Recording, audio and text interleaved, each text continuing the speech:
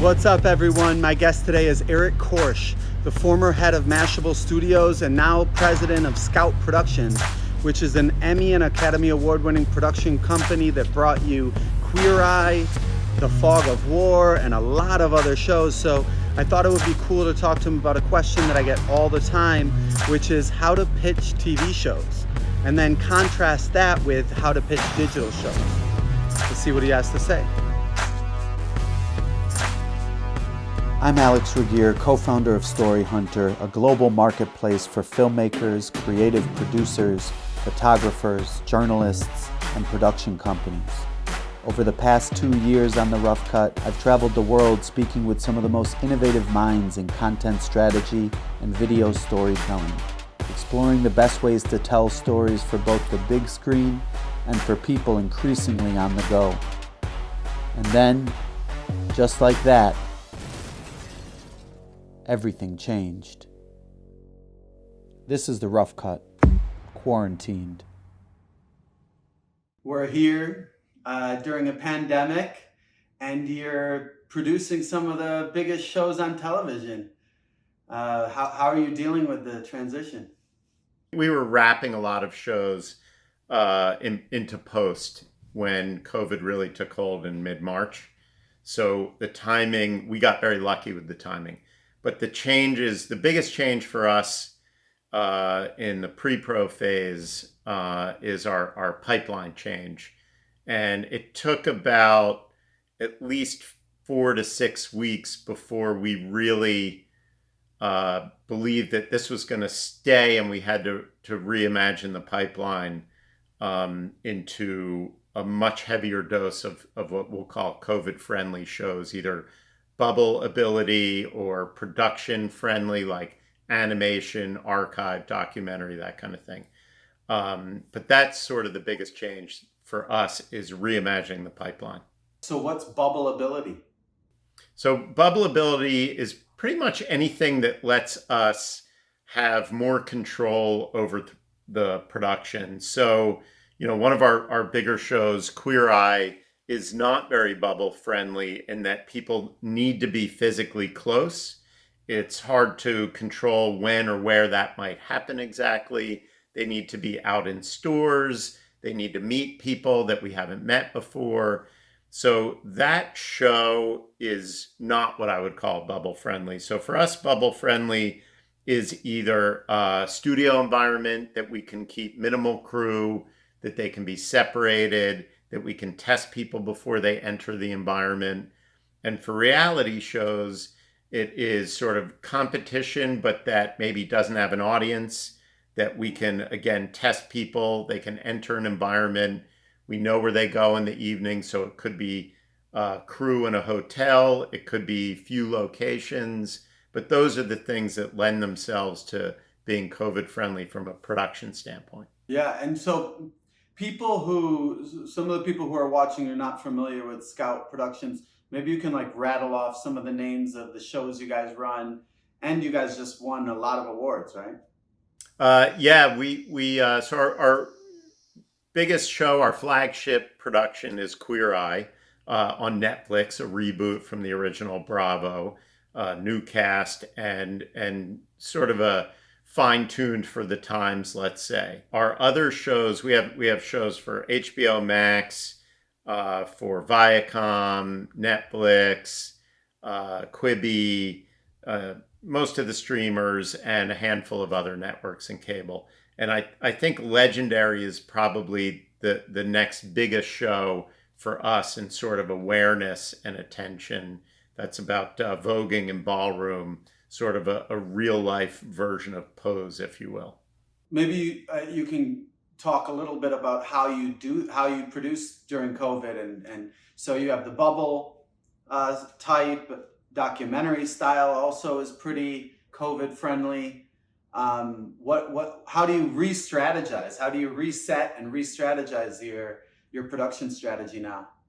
Yeah, so I think there's a lot of inputs, and it varies per show, but for sure, talent, willingness, and acceptance to be in a production is at the forefront. What do our talent what are they comfortable with? Can they travel? They may or may not be interested in speeding along the production. They may feel safer where they are. So talent is a primary concern. Crew safety, which is largely governed, whether it's by unions or just, the general health governance by each state or municipality that we produce in, is probably that second priority. And then the third is, can we create the show that we intend to create? And if we can't, are there changes that are not, just for the sake of production, but that actually benefit the storytelling in a way? So those are sort of the main criteria that we look at when we're reconstructing things that already exist or that have been sold and maybe not produced yet.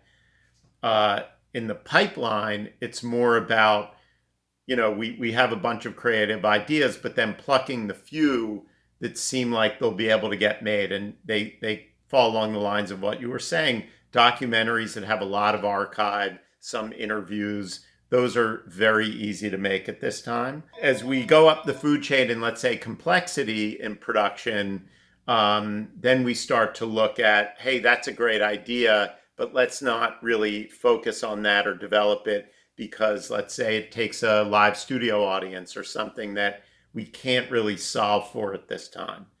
So that's sort of how we evaluate. We don't change our ideas, but we pull the ones out that seem like, maybe we can buy a hotel and make that show. Maybe one sort of square city block can serve all the locations we need. Can we really control the safety and who's coming and going on set? Yeah, hotels have gotten that cheap, right? You just Right. buy a hotel these days. So that's interesting. And you sort of can transition different shows to make them more archival, make them more driven by things you can do in post. So maybe become more post heavy. Yeah, so post is entirely remote for us now. We do have a facility set up where if people prefer to come in, or maybe they have a family or small kids or something that makes them want to be able to leave the house for a bit. So we have, rooms that are safe and can be cleaned. But for the most part, I think people are preferring to stay at home. So we flipped over really in mid-March. I want to say we probably had 150, avids in various productions going, and we really went straight to remote. And we'll see how long that lasts. I mean, in some ways it's more beneficial, but for the most part, I think people like the old idea of a drive-by meeting or seeing the beginning of a cut that addresses notes before we have to wait for everything to be finished, uploaded, etc. Yeah, so maybe you can kind of even walk us through. You have a lot of productions going on. Now at some point, you probably stopped the majority of it, at least when people were moving to remote work and in that transition. And how do you see the next few months play out in terms of starting it back up again? I would say very hopeful, but very rocky in terms of the next few months. So, what we're finding is that for the shows that had been either paused or completed, and now we're talking about a second season or a third season or more, is we're pitching the plan for production. And, that involves usually some tweaks to creative. It involves whether or not, we're comfortable that people in the environment might be wearing masks or not. Like, what's the shelf life of these assets that we're creating?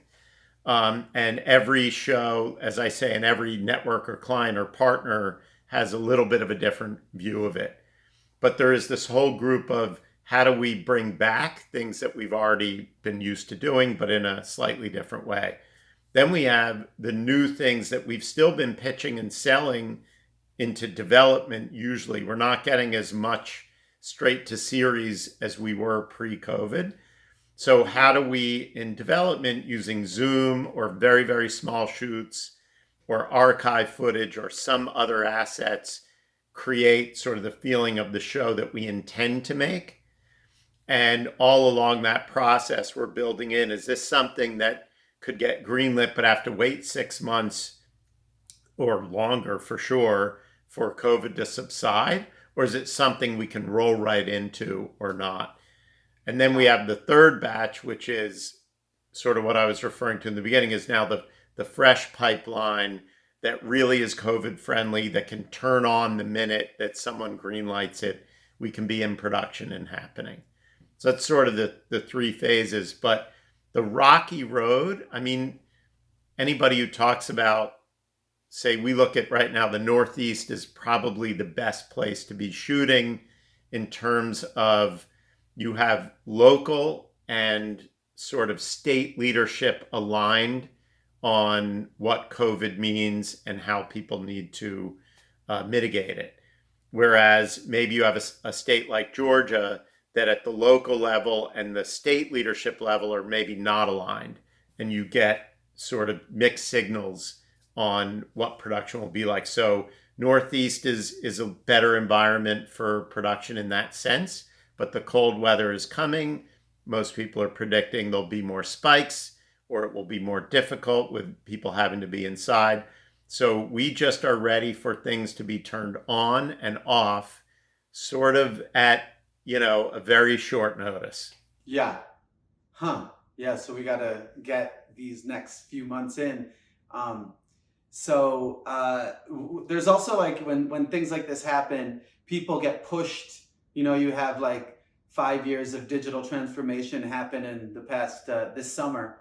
But some things are good, some things are not necessarily will go back to how they used to be because they were better before. What do you think are the things in terms of video storytelling that will stay because they were pushed in that direction now? I think sort of for the foreseeable future, probably in terms of unscripted, which is largely the content we make, is things that are more unifying and feel good, that are a little bit of the opposite of what we find in the political background, or even in families or friends that have disagreements on a point of view.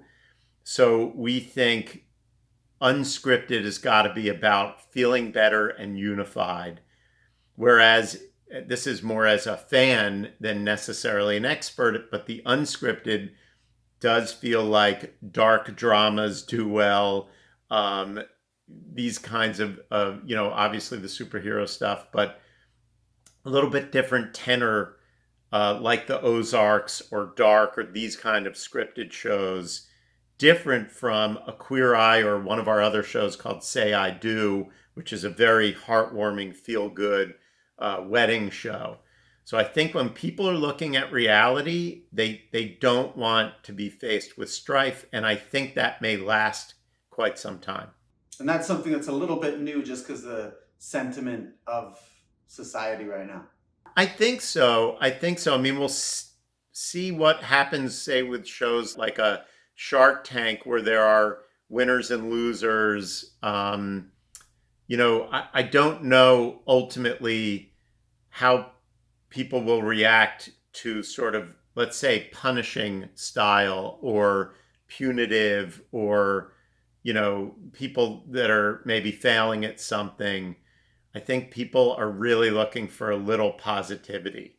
So you basically went from running a digital media company back to your previous life of working in TV. What did you learn from that digital moment and that you brought to TV, and how did you see all of that kind of change as you transitioned?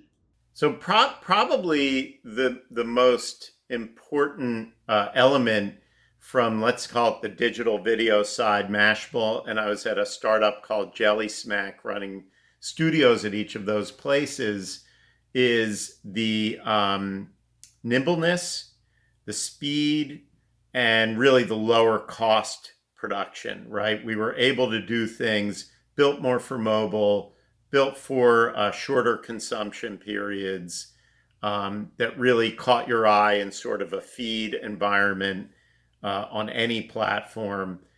And that's not necessarily terrific translations to television, except for speed and low cost, right? The ability to change on a dime. COVID is here. This is shutting down. Now we have a new show. By the way, it's got to deliver in 6 weeks. That's not a television mindset. So that has stayed.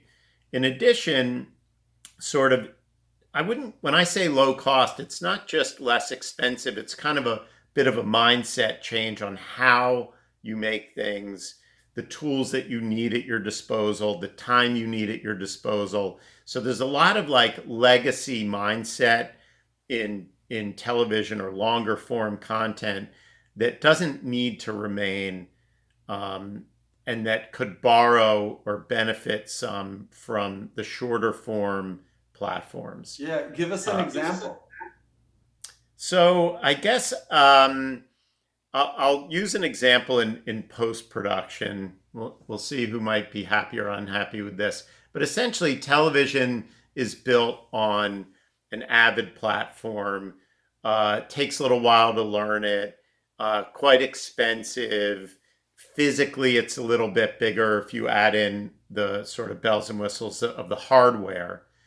Versus in digital media is like 99% Adobe Premiere that anybody can have for like $30 a month. Fairly big cost difference, but it also is an experience difference. So Adobe, because it's so much less expensive, cloud-based, is if you're a young person, probably in high school, maybe even earlier, that's just editing on their own, learning on their own, you are not learning on Avid, right? And you're learning short form, you understand the software, you probably are a more experienced editor, meaning you try more iterations of things than someone that might have learned on Avid but had to wait until they were, who knows, 20, 25, or even a little older to get their hands on that expensive software to then start practicing. You may have 10 more years of edit experience than they do. Yeah. Now, you may not, there's this odd bifurcation of, let's call it hour-long unscripted storytelling. You probably are an Avid editor. Adobe, maybe you are doing sort of short-form Vice, Mashable, Refinery, etc. But at some point, that cost and that skill set of the younger people is going to overtake the sort of legacy Avid. It's going to drive costs down. It might be faster. It's just a different mindset. We'll see how long it takes, but it's inevitable that at some point, this cloud-based $30, whatever it is, $50 software is going to beat out the, $50,000 machine that needs an upgrade in, 2 to 4 years. Yeah. So how do you get people who are used to doing something the old way up to speed? What are any managers out there watching who are trying to get their teams to transition? How have you found good tactics to convince people to change besides a pandemic? Well, I think that the biggest thing is introducing people that may have a set way of doing things to people that have an alternative way of looking at things. And that could be small, like, hey, can you try this sizzle reel? Or can you string out these interviews or do a show string out? Or maybe even, let's just see you take this raw material and give us the first 10-minute act or 8-minute act of this show. Watch season 1 and give us something that we can see. So you're just trying to pull some people into the system and introduce them to people who would say, what is Adobe? I don't get it. Or who are saying, I need someone who has cut, a reality competition, blah, blah, blah, that style, and see if we can find an editor who's just a good editor that is familiar with the content and the pacing, and they can put something together for us. So I do think it'll take some time, but COVID is good for change. Yeah. And it's good for people that can just say, yes, I can get you a cut in 3 days. Take a look, see what you think. Yeah. Do you look, when you're hiring, do you look for people with digital experience or not necessarily? Generally not now. So there's not a ton of room for, say, the people I was working with over the past 5, 6 years. But there is some, and when we do production, let's say that's platform specific, like a Facebook or Snap, for sure we want some other people that have experience with that.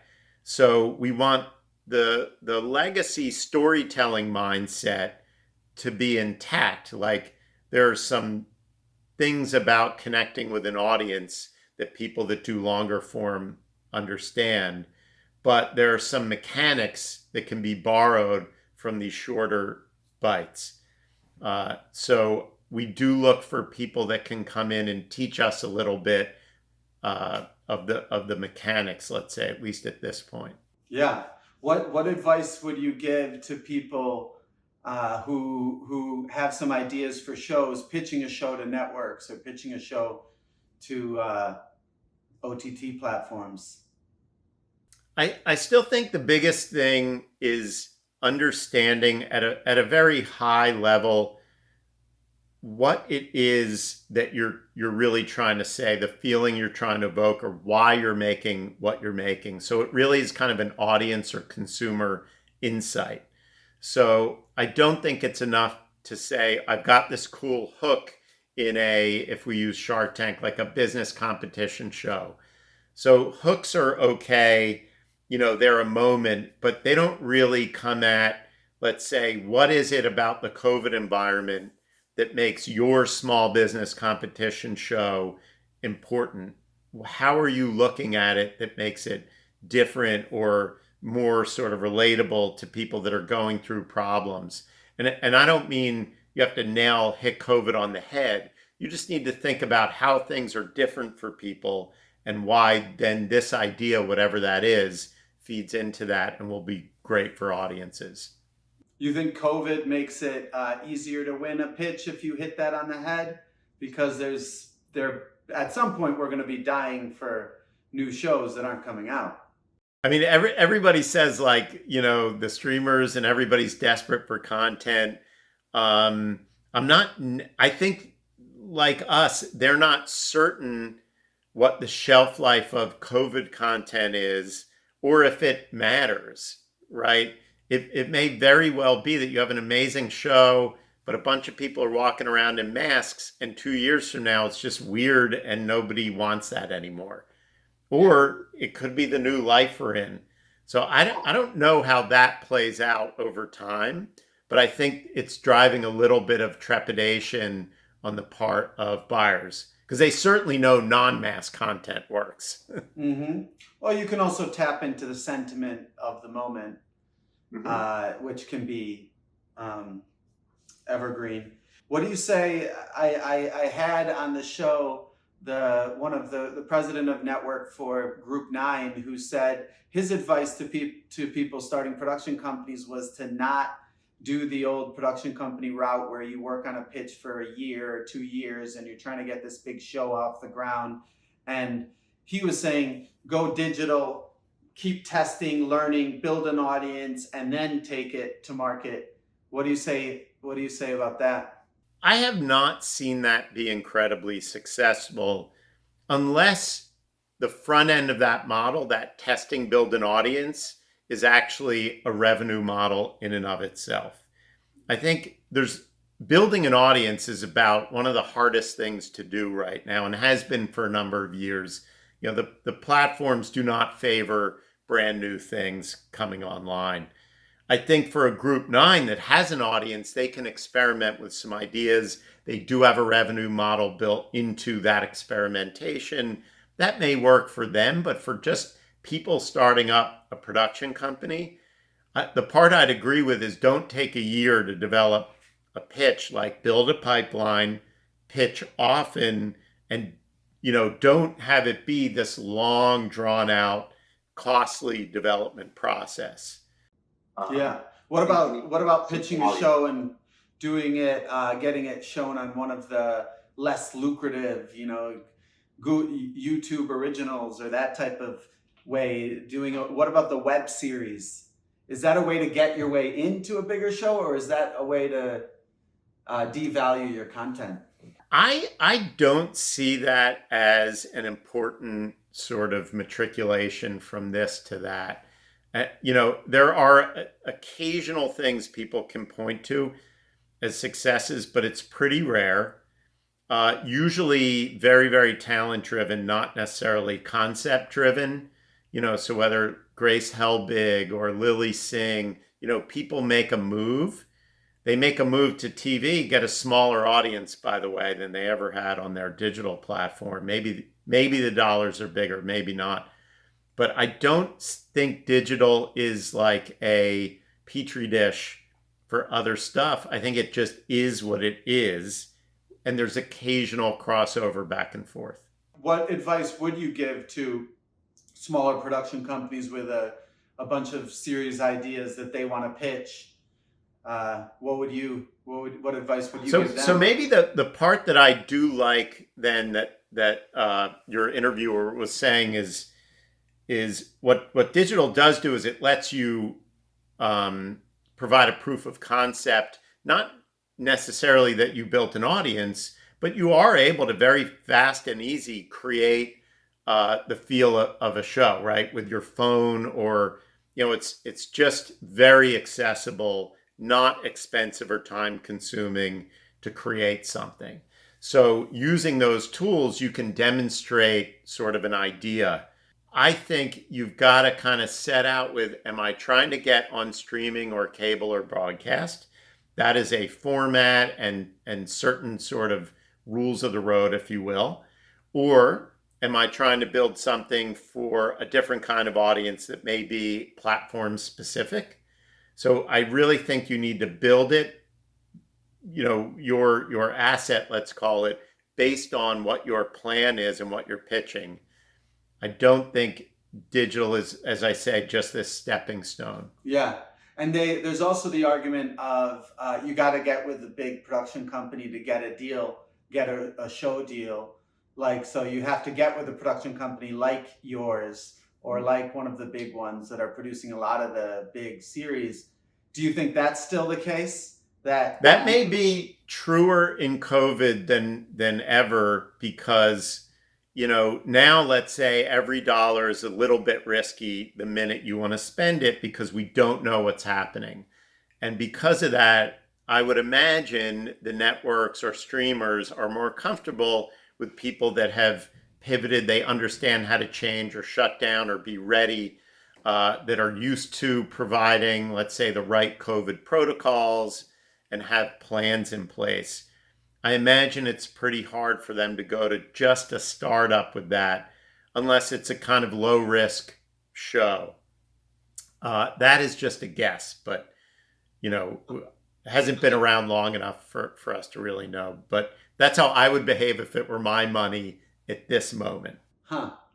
Yeah. So just like retail, the big retailers win in the end with COVID. Maybe, or I'm sure there are experienced showrunners or EICs. They can get together and say, look, we didn't do it for our own company, but we've been doing it a long time. I'm sure that's valuable as well. But if you're dropping, let's just say anywhere from $2 to $15 million, you want to be sure that your production partner has done this before. Do you have any last words to the story hunters and video producers out there? This time is reminding us how much we can do at our desks with limited resources. User-generated content has always been a big part of at least the digital background. Are there stories to be told with that kind of thing? But this feels like it could be that creatively we need to lean on the people that are and have always been experts at making amazing stuff at home. That is the digital mindset, right? That's YouTube stars, go all the way back to Vine, any of the defunct platforms, the current ones. These are highly skilled filmmakers. They just aren't doing it with a jib arm and a union crew, etc. So our world could take some production notes from those people, and they should in a way, be elevated at this time. Yeah, that's the beauty of being a creator. You can do it wherever you quarantine. Yeah, yeah, and these are people that they have the tools, they know how to do it. Great. Well, I thank you for coming on, and we'll be in touch. Good. All right. Thanks, Alex.